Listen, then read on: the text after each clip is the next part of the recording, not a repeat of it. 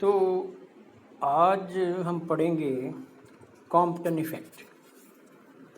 Compton effect basically light की particle nature यानी light photon की तरह बिहेव करती है, उसका एक एविडेंस है। तो कॉम्पटन इफ़ेक्ट है क्या कि जब एक फोटोन जिसकी जो वेवलेंथ है वो मान लीजिए लैम्डा ज़ीरो है, ये बहुत छोटी वेवलेंथ यानी एक्स-रे या गामा रे जब किसी फ्री और स्टेबल यानी रुके हुए और स्वतंत्र इलेक्ट्रॉन से टकराता है, तो स्कैटरिंग के बाद जो फोटॉन है उसकी वेवलेंथ जो है वो लैम्डा डैश वो लैम्डा ज़ीरो से अधिक हो जाती है। इसे कॉम्पटन प्रभाव कहते हैं। जैसे इस चित्र के अंदर ये दिखाया गया है कि एक फोटॉन जो है वो एक्स डायरेक्शन की तरफ आ रहा है, जिसकी शुरू वाली वेवलेंथ जो है वो लैम्डा ज़ीरो है, आवृत्ति मान लीजिए न्यू ज़ीरो है। यहाँ पर एक मुक्त इलेक्ट्रॉन है, रुका हुआ है। जब ये फोटॉन इस इलेक्ट्रॉन से टकराता है तो खुद इस दिशा में चला जाता है और इलेक्ट्रॉन जो है वो इस दिशा में जाता है। तो जो डायरेक्शन है, जाने वाले फोटॉन की जो डायरेक्शन दिखाई गई है वो है एक्स से फाई एंगल, और जो इलेक्ट्रॉन है उसकी जो डायरेक्शन है वो थीटा एंगल से एक्स डायरेक्शन से इस साइड में जाता है। ये वाली डायरेक्शन जो है वो थीटा है। अब इस प्रॉब्लम को सॉल्व करने के लिए ऊर्जा संरक्षण के नियम लगाइए। तो ऊर्जा संरक्षण का नियम ये है कि टक्कर से पहले जो ऊर्जा है और टक्कर के बाद जो ऊर्जा है उन दोनों की वैल्यू समान होनी चाहिए। तो फोटोन की जो शुरू में ऊर्जा है वो है एच न्यू ज़ीरो। इलेक्ट्रॉन क्योंकि रुका हुआ है पहले, इसलिए उसके पास रेस्ट मास एनर्जी होगी, हमने लिखा है उसको m0 c स्क्वेयर।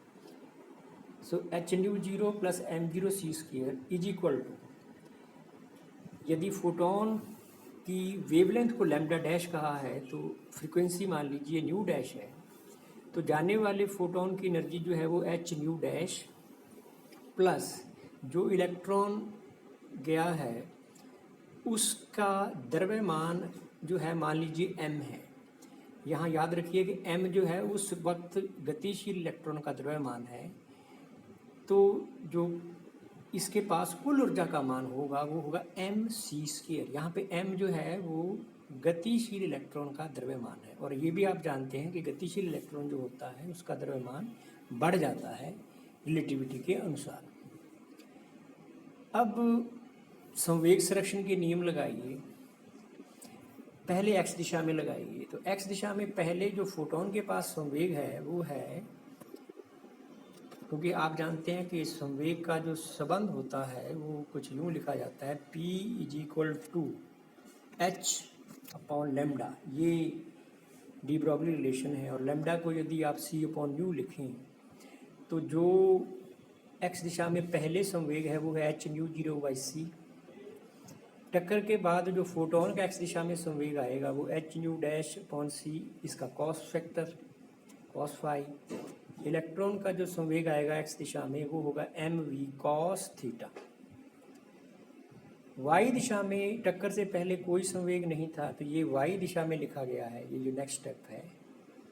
तो y दिशा में पहले कोई संवेग नहीं था, इसलिए zero is equal to photon के संवेग का y अक्ष की दिशा में जो कंपोनेंट है वो लिखा है h nu dash by c sine of y minus m v sine theta. क्योंकि इलेक्ट्रॉन की जो डायरेक्शन है वो ये वाली है, तो इसका जो y अक्ष की दिशा में कंपोनेंट आएगा दैट इज़ माइनस, क्योंकि डाउनवर्ड डायरेक्शन में आएगा।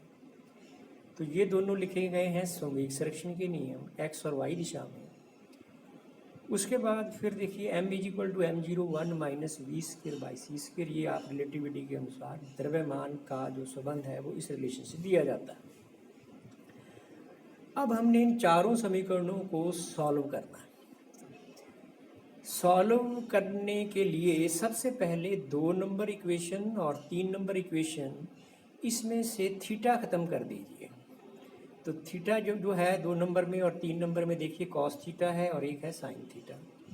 तो इसके अलावा जो बाकी फैक्टर्स हैं उसको दूसरी साइड में ले जा कर के स्क्वायरिंग एडिंग कर दीजिए, जिससे आपके पास कॉस का थीटा प्लस साइंस का थीटा ये टर्म जो है मिलके 1 हो जाएगी। तो इस साइड में आ जाएगा m स्क्वायर v स्क्वायर। दूसरी साइड में जो बचेगा वो लिखा गया है यहाँ पर, ये लिखा हुआ है h square nu zero square upon c square, h square nu dash square upon c square, और यहाँ पर भी कॉस स्क्वायर फाई और साइन स्क्वायर फाई को 1 कर दिया गया है।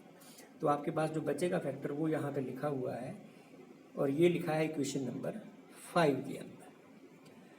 अब इसके आगे फिर आप देखिए इक्वेशन नंबर 4 को, 4 का यदि स्क्वायर कर दें आप तो m square is equal to m zero square c square upon c square minus v square. यहाँ से सी स्क्वायर नीचे एलसीएम ले लिया है और जो कि ऊपर चला गया।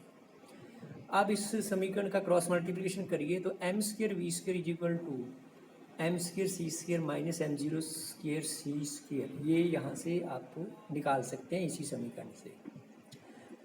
अब यहाँ पर ये जो समीकरण लिखी हुई है इसमें एक m है गतिशील इलेक्ट्रॉन का द्रव्यमान। तो इस m का मान जो है हम इक्वेशन नंबर 1 से निकालते हैं। इक्वेशन नंबर 1 जिसे हमने ऊर्जा संरक्षण का नियम कहा था, तो वहाँ से मैं आपको फिर दिखाता हूँ कि जो इक्वेशन नंबर 1 है ये वाली इक्वेशन, इस इक्वेशन के अंदर आप m सी स्क्वायर सी स्क्वायर का मान निकालेंगे। तो यहाँ पे m सी स्क्वायर है तो आप ऐसा कीजिए पूरी इक्वेशन को c से डिवाइड कर दीजिए, तो यहाँ पे m सी हो जाएगा और फिर बाकी सबको एक साइड में लेकर के इस पूरी इक्वेशन का स्क्वायर कर दीजिए। तो ये जो इक्वेशन है वो लिखी जाएगी यहाँ पर, यानी m स्क्वायर सी स्क्वायर का मान हम इक्वेशन नंबर 1 से इसके अंदर पुट कर रहे हैं। पुट करने के बाद ये 3 टर्म्स हैं और इसका स्क्वायर है, फिर इसका स्क्वायर खोल दीजिए। खोलने के बाद देखिए कुछ टर्म्स आपस में कैंसिल हो जाएंगी, जैसे m zero square c square और m जीरो स्क्वायर सी, ये प्लस और माइनस दोनों में आएंगे। इस m स्क्वायर वी स्क्वायर का मान जो है वो आप इस 6 इक्वेशन मार्क कर दीजिए। अब आपके पास इक्वेशन नंबर 5 है, उसके भी राइट साइड में m स्क्वायर वी स्क्वायर है और 6 नंबर जो इक्वेशन है उसके लेफ्ट साइड में m स्क्वायर वी स्क्वायर है। तो इन दोनों इक्वेशंस को जब आप इक्वेट करोगे तो कई टर्म्स जो हैं वो आपस में कैंसिल हो जाएंगी। जो बचेंगी वो लिखी हुई हैं यहाँ पर कि -2h square nu dash upon c square plus 2h nu zero m zero minus 2h nu dash m zero is equal to -2h square nu upon c square cos 5। अब ये टर्म जो है वो सेम है, आप इसको एक ही side में ले जाइए। तो आपके पास थोड़ा सिंप्लीफिकेशन करने के बाद याद रखिए कि न्यू जीरो जो है वो सी अपॉन लेमडा जीरो लिखा गया है और न्यू डैश को है सी अपॉन लेमडा डैश लिखा गया है। इसको आप थोड़ा सिंप्लीफाई करेंगे मैथमेटिकली तो आपके पास होगा lambda dash minus lambda is equal to h upon m zero c 1 minus cos 5। यहाँ पे h प्लांक कांस्टेंट है और इलेक्ट्रॉन का रेस्ट मास आप जानते हैं 9.1 10 - 31 किलोग्राम के अंदर। c वेलोसिटी ऑफ लाइट है। यदि आप h अपॉन m जीरो सी का मान रखें तो ये होगा 0.0242 एंगस्ट्रॉन्ग यूनिट्स के अंदर, यानी 10 की पावर -10, ये एक्चुअली m केस में आएगा। 10 की पावर -10 जो मीटर है उसको एक एंगस्ट्रॉन्ग लिख दिया गया है। तो आपके पास जो एक्सप्रेशन आई वो है lambda dash minus lambda zero is equal to, ये बेसिकली है 0.0242 माइनस कॉस 5। फाई क्या है कि जिस डायरेक्शन में आपका फोटोन जो है वो स्कैटरिंग के बाद गया है। यदि फाई 180 है, फाई 180 होने का मतलब है कि फोटोन जिस दिशा से आ रहा था उसी डायरेक्शन में वापस लौट गया है।